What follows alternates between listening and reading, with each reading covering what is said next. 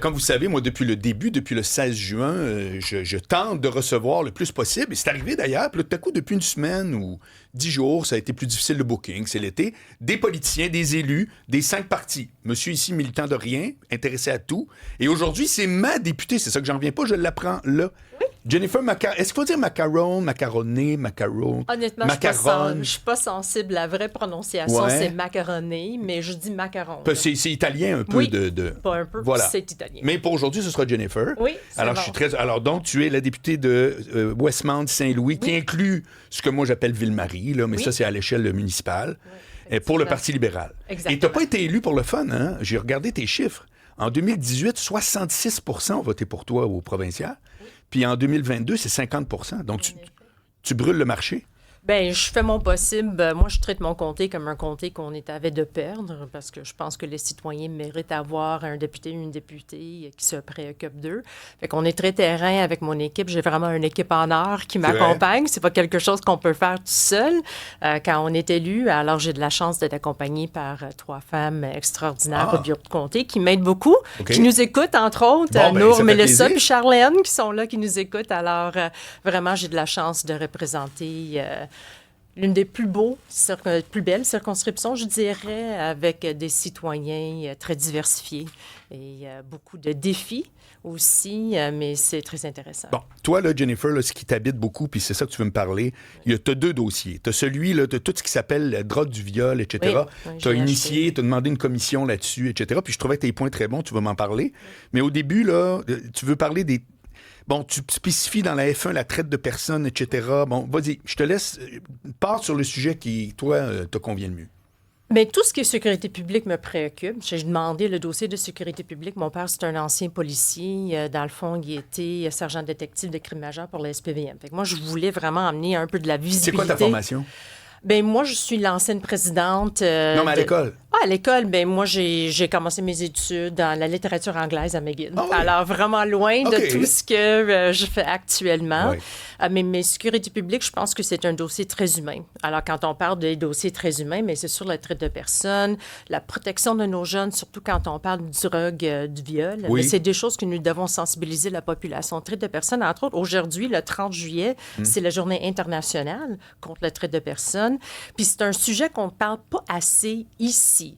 Pourquoi? Dans le fond, on n'a aucune définition au Québec. On n'a pas un plan stratégique pour lutter contre le trait de la personne ici, chez nous. Alors, j'essaie de pousser le gouvernement vers cette discussion pour avoir un mandat d'initiative pour en jaser de ce sujet. À l'Assemblée nationale. Exactement. Mais pourquoi tu penses que c'est inexistant? C'est inexistant. Non, mais il doit avoir une raison. Parce qu'on ne peut pas dire « Ah, c'est pas grave, il y a des filles comme ça qui se font ramasser. » Évidemment que c'est grave. Parce qu'il y a beaucoup de sujets. Il y a beaucoup de sujets. C'est bas dans l'agenda en général. Je pense que oui. Je pense que c'est parce que ça ne rejoint pas beaucoup de la population, c'est pas sexy, c'est pas ça clique. Alors, c'est difficile d'avoir de la visibilité pour une cause qui touche peut-être une infime partie de la population. Et surtout, c'est pas un sujet qui amène de la bonne heure. Hein. Tu sais, c'est quand on parle vraiment de l'exploitation sexuelle, surtout des mineurs. Oui. C'est quand on parle de travail forcé, aussi les organes, le trafic des organes. C'est des sujets qui inspirent pas beaucoup. Mais qu'est-ce que tu sais, toi, de ça? C'est quoi la réalité? Parce que tu as raison, moi, je suis pas au courant de ce dossier-là. Toi, tu l'es. C'est quoi la réalité? La réalité, c'est en croissance. La réalité, c'est presque 50 % de tous les cas, ça se passe dans les grandes métropoles, incluant Montréal. Okay. Alors, on sait que c'est en croissance, puis on sait qu'on n'en discute pas ici pour sensibiliser la population, mais aussi il faut protéger les victimes. Puis ça, c'est quelque chose que nous n'avons pas ici. On devrait s'inspirer de ce qu'ils font en Ontario. Il y a un projet de loi qui sont en train d'adopter, qui va venir faire un accompagnement, parce que quand on est victime, c'est très difficile de sortir. Okay. Alors, il faut parler en leur nom, il faut leur donner des sorties, parce qu'ils sont souvent victimes côté... Qu'est-ce que tu veux dire par sortie? Des moyens de s'en sortir? Des moyens d'en sortir. Leviers, là. Exactement. Okay. Parce que quand on est victimisé de ça, même si on dit, ben bon, je suis prête, mais souvent, les gens qui font cette exploitation, que ce soit la proxénète ou autre, ben ils vont s'assurer que cette personne est victime de... des difficultés financières. Fait que les comptes de banque sont pris en charge par la personne qui est en train de prendre en charge de ta vie. Fait que tu peux pas juste facilement sortir, ou bien quand on parle d'habitation, bien ça aussi, mais je peux pas trouver un logement. C'est sûr, tout le monde va dire que je peux pas, j'ai pas les moyens dans la banque, ma vie est pas en contrôle de moi-même, c'est quelqu'un d'autre qui me contrôle. Alors, c'est quelque chose que nous devons faire avec les institutions financières, avec tous les gens qui font de la construction des logements, des gens qui font aussi l'accompagnement de ces personnes. On a des choses que nous devons faire, mais ça débute avec une discussion à l'Assemblée, puis c'est des sujets, selon moi, que nous devons traiter d'une façon transpartisan. C'est pour ça que je dépose énormément de mandats d'initiative parce que ça amène toutes les formations politiques ainsi que les personnes clés, les parties prenantes. Définis-moi un mandat d'initiative. Un mandat d'initiative, c'est comme une mini-commission parlementaire, une commission parlementaire où on va faire un débat sur un projet de loi.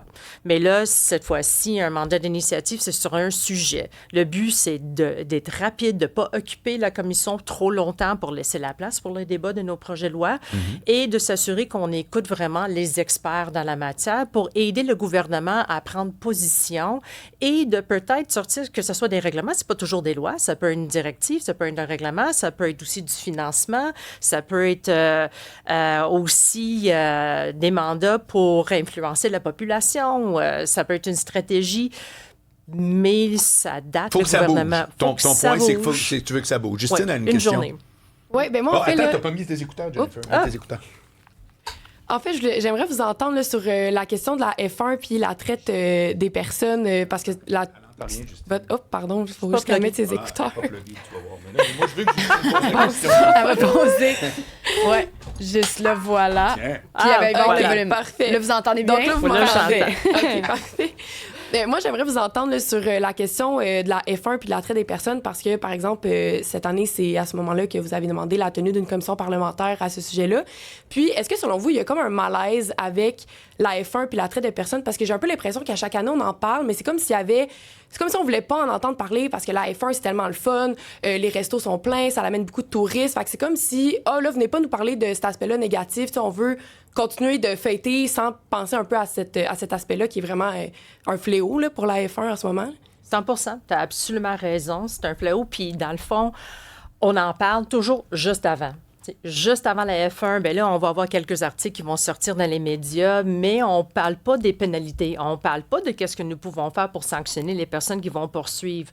On parle d'on va mettre des affiches. OK, bravo, on met des affiches, mais si on met des affiches puis on ne poursuit pas avec des pénalités, si on ne poursuit pas avec des sanctions, si les policiers ne vont pas arrêter quelqu'un, s'il n'y aura pas d'enquête, bien, on n'y va pas loin. Là. C'est bien d'avoir un peu de visibilité à cet aspect ou ce moment quand on a le F1, mais si on ne parle pas avant, si on ne parle pas de la protection des victimes, si on ne parle pas des sanctions, si on ne parle pas de... Ça ne nous fait pas rayonner à l'échelle internationale. T'sais, nous, on est en train de dire, bien, c'est correct parce que c'est le F1. C'est correct parce que ça amène de l'argent à la ville. C'est correct parce que c'est de la visibilité positive. Mais honnêtement, c'est un peu sale. C'est pas de la visibilité qu'on souhaite ici, puis on a les moyens de mettre fin ou de faire un accompagnement des victimes, puis d'en parler d'une façon qui est plus positive et aussi d'amener de la visibilité pour tous les gens qui vont faire partie. Parce que c'est pas juste les producteurs, c'est pas juste les gens qui vont mettre en place le F1, c'est tous les gens comme toi, comme moi, qui vont assister à la F1 parce qu'on trouve ça intéressant.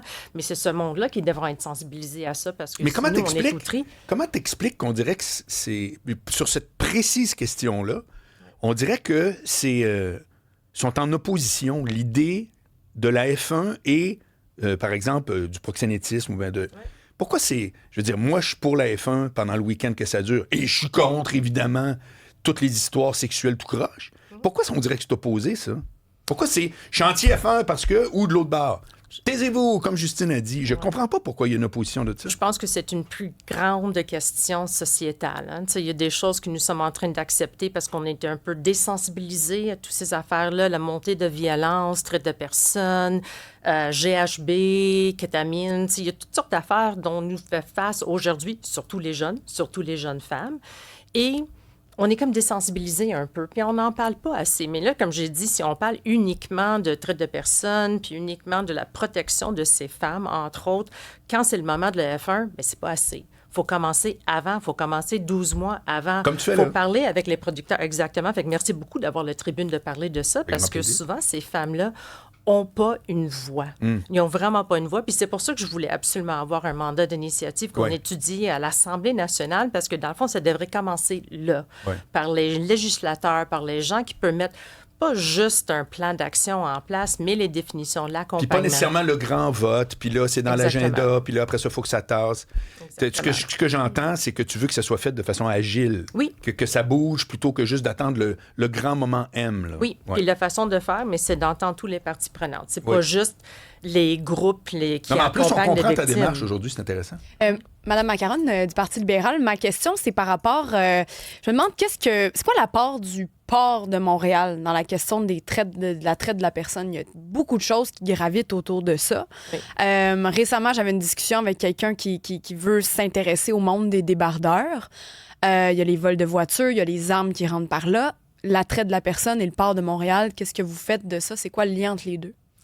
Le lien entre les deux, entre tout ce qui se passe à l'échelle internationale, je ne sais pas s'il y a vraiment un lien entre les deux. Je sais que le port de Montréal, évidemment, quand on parle de la traite de la personne, on amène des gens ici, mais c'est très difficile, ce trafic, de gérer. C'est des bonnes questions pour le GRC, entre autres, parce que ça va vraiment être eux qui vont gérer ça quand on parle des ports. Mais donc, il y a des gens qui gravitent dans le port de Montréal, qui arrivent par conteneur et en termes de traite de la personne. Effectivement. Okay. Mais les chiffres, sérieux, là? Ça, je peux pas vous dire. Les chiffres, je sais que quand on parle des 5 grandes villes, Montréal en fait partie. Il y a Toronto qui est vraiment la plus grande. Après ça, c'est Ottawa. Après ça, c'est Montréal. Mais y a-t-il vraiment des gens qui sont envoyés de Montréal par bateau, par container, à partir du port de Montréal vers Ça, je peux pas confirmer. C'est plutôt des gens qui vont peut-être venir ici, mais tout est vraiment à la cachette. Mais ça va être plutôt plus facile à gérer, je dirais. C'est plus les victimes de chez nous que nous devons prioriser, je dirais protéger, parce que c'est surtout des jeunes femmes c'est quelque chose qui commence très innocent et là, rapidement, ils tombent victimes parce qu'ils comprennent pas qu'est-ce qui va arriver. Mais ils tombent pas en prison, Jennifer, c'est ça je comprends. C'est une genre de prison, comme tu expliquais. Ça prend une fois. Ça prend une fois. Tu sais, ça arrive assez rapidement. C'est comme, je sais pas si vous avez déjà écouté l'émission de Sugar Baby, mais c'est vraiment ça. Okay. C'est quelque chose, c'est un fléau dans le sens que les jeunes femmes, ils pensent que c'est innocent, je veux juste sortir avec quelqu'un, il va m'acheter une sacoche. Ça commence par ça, c'est rien, c'est fun, on va aller magasiner, puis oups, un petit peu plus tard, un date plus tard, mais là, je suis tombée victime, ils vont me donner du kétamine, GHB, ils vont me filmer en train d'être violée, puis là, j'ai honte, je veux pas que les gens voient cette vidéo. Fait que là, on va avoir des... Oui, voilà. Un autre dossier qui t'intéresse beaucoup, Jennifer Macaron, qui est ma députée de Ville-Marie. C'est-à-dire qu'il faut dire Westmount. C'est oui. Non, mais pour le Parti libéral, élu, vraiment, je le répète, avec des scores tout à fait impressionnants. C'est toute l'histoire du GHB dans les verres, etc. Qu'est-ce que tu peux me raconter aussi à ce sujet-là? Bien, je dirais qu'on a 11 actions que le gouvernement a mis en ligne. Fait que c'est des bons gestes. Mais ça c'est spécifiquement pour l'idée de mettre de la drogue dans le verre, dans les bars. Là. C'est ça, là, la drogue du viol. Drogue du viol, mais on parle vraiment, encore une fois, un peu de l'exploitation sexuelle. Puis là, c'est vraiment en lien avec la commission spéciale que nous avons eue sur l'exploitation sexuelle des mineurs. Fait que c'est un bon départ, mais ça reste que la majorité des gens, moi, chez nous, dans notre circonscription, on a 5 universités. Fait que si je fais la tournée de chacun des universités, les gens ne sont pas au courant de c'est quoi les 11 actions, je ne suis pas au courant de qu'est-ce qui se passe. Le gouvernement peut en parler, encore une fois, 2 fois à travers l'année, mais ce qu'on a vraiment besoin, c'est des mesures de protection pour prévenir. Exemple. C'est la prévention. Bien, on a l'affaire de Check Not Buy, là, on a la comme couverte un petit souverain que tu mets par-dessus. Exactement. C'est un petit départ, mais si on se base sur ce qu'ils ont fait en France, bien, ils ont distribué partout sur les campus universitaires des tests. Des tests pour voir est-ce que mon verre était contaminé. Ici, on n'a pas un outil qui est vraiment fiable. Fait que je dirais, on peut avoir des faux positifs, des faux négatifs. Alors, ça fait partie peut-être d'un trousse que nous devons avoir de protection, mais pourquoi pas travailler avec l'Ordre des chimistes? J'ai déjà parlé avec eux. Eux sont preneurs, ils sont willing, ils lèvent la main. Puis ça, c'est chez nous. Nous avons la capacité de développer des outils chez nous, sanctionnés par l'Ordre des chimistes, pour mettre en place des mesures de prévention. Puis c'est malheureux parce qu'on parle toujours de prévention, on parle toujours de c'est des victimes qui doivent militer pour eux. Fait que ça, c'est un côté de la médaille parce qu'évidemment, on a besoin d'avoir des pénalités, des sanctions pour, évidemment, les gens qui font partie de ce fléau. Mais pourquoi pas distribuer quelque chose à travers nos universités? On va bientôt avoir la rentrée. Pourquoi on n'en parle pas régulièrement? Pourquoi qu'on n'a pas un pamphlet qu'on distribue partout? Comment vous protéger? Pourquoi qu'on ne parle pas des sanctions pour les bars? Pourquoi qu'on ne parle pas de... Je comprends qu'on a peut-être des vidéos de ce genre-là. Pourquoi la formation n'est pas obligatoire? Pourquoi que ça ne fait pas partie des règles à RACJ? On a des choses que nous pouvons mettre en place aussi. Ça aussi, c'était un autre mandat d'initiative. Oui. Malheureusement, chaque mandat d'initiative je dépose, le gouvernement va compte. Mais... Je vais te poser une question. Tu n'auras pas la réponse. OK. Mais c'est pas... Puis moi non plus, je ne l'ai pas. Mais c'est parce que je veux qu'on en discute. Oui. Qu'on essaie de trouver. Puis tout le monde, là, Justine, Cybèle. Oui. Moi, là, je suis sorti d'un bar. Oui. Non, mais pas un peu, là. Puis ça n'existait zéro. L'idée de mettre... J'ai jamais connu personne, zéro. Qu'est-ce qui fait qu'aujourd'hui, il faut qu'il y ait une députée élue qui dise « Là, on va s'occuper de ça. Les gars mettent de la drogue, du viol. » Qu'est-ce qui s'est passé? Bien, encore une fois, je dirais, c'est vrai, c'est une question difficile à répondre. C'est sociétal parce que c'est beaucoup plus accessible. C'est facile pour avoir accès du GHB, pour en procurer. Puis ici, il n'y a personne qui en parle. Puis là, c'est comme tolérer un peu. Puis les gens vont dire en réponse de ta question, c'est parce qu'on a aussi des personnes qui utilisent ça d'une façon récréative. Moi, j'ai accepté. Qu'est-ce que tu veux dire par là, récréative? Oui, j'ai accepté. Je souhaitais... Tu drogues une fille pour le fun? Non, que la fille ou l'homme en question dise, mais moi, je souhaite l'utiliser. Je souhaite essayer ce drogue-là parce que je veux avoir ce sentiment. Sur toi-même? Oui. Voilà. Ah, bon, fait que c'est comme un peu banalisé. Je dirais que c'est un peu banalisé, puis ça, c'est quelque chose que nous devons dire, mais non, on ne devrait pas banaliser. C'est le viol, c'est pas correct, même si, peu importe l'acte que tu poursuis quand la personne est victime de ceci, on ne peut pas faire des tels gestes, des telles actions. Fait que c'est pour ça qu'il faut en parler.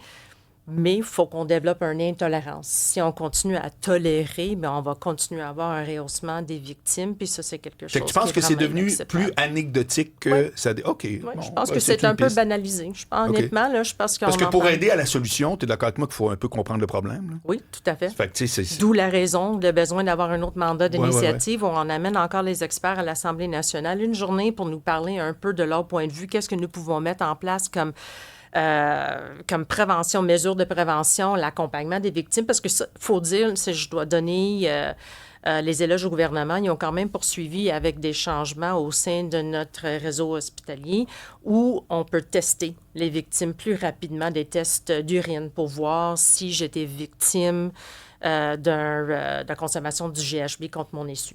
Fait que ça, c'est quelque chose qui est une avancée. Mais si on n'accompagne pas les victimes aussi pour dire, mais là, on peut poursuivre. Là, avoir des actions. Oui. Mais ça prend des caméras de vidéo. Comme tu disais tantôt, ça prend des formations. C'est beau mettre des posters. Là.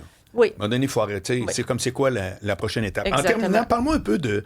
Il va y avoir des élections, les libéraux, là, tout à coup, les chiffres ont commencé à remonter parce qu'à un moment donné, on se disait, moi, je connais bien Marois Risky. Oui. Puis je me disais, Marois, elle va prendre sa retraite, pas à cause qu'elle veut, parce qu'elle n'aura plus le choix.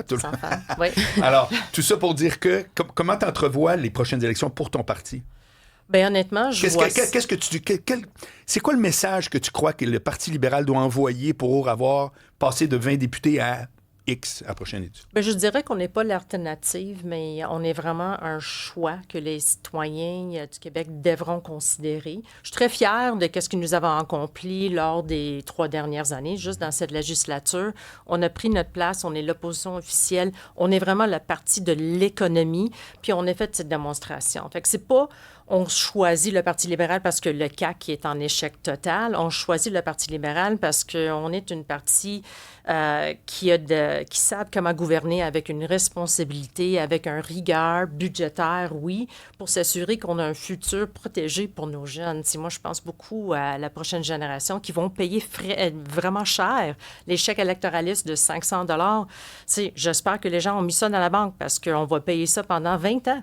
Ça va prendre du temps à rattraper ce type de geste irresponsable. Fait que moi, je pense que les gens devront voir dans le Parti libéral, c'est ça qu'on représente. On n'est pas un deuxième choix. On est là pour la protection de notre province à l'intérieur d'une fédération, de prendre notre place. Oui. Mais on a aussi un caucus qui est très fort, un caucus qui est très terrain, un caucus qui est solidaire, qui souhaite être là pour la protection et de promouvoir tout ce que nous pouvons faire ici au Québec. Je suis fière de faire partie de mon équipe. Bon, ben, évidemment, écoute, 2026, nouveau chef, je pense que ça aussi, ça augure très bien pour nous. Comme on dit, ça brasse les cartes. Ça brasse les cartes. Jennifer Marcaron, qui est élue au Parti libéral dans Westmount-Saint-Louis. Donc, tu es ma députée. Oui. De un, je te remercie. De deux, lundi, je vais faire le test. Moi, lundi, j'appelle au bureau. Je veux parler à ma députée! Ah ben, souvent, c'est moi qui réponds au téléphone. Pour vrai? Oui. Bon, ben, OK, je me nommerai pas. Si tu me reconnais pas direct juste à la voix, ça va mal. Je vais faire mon possible. Voilà. Merci beaucoup. Hein? Merci beaucoup. Salut, bye.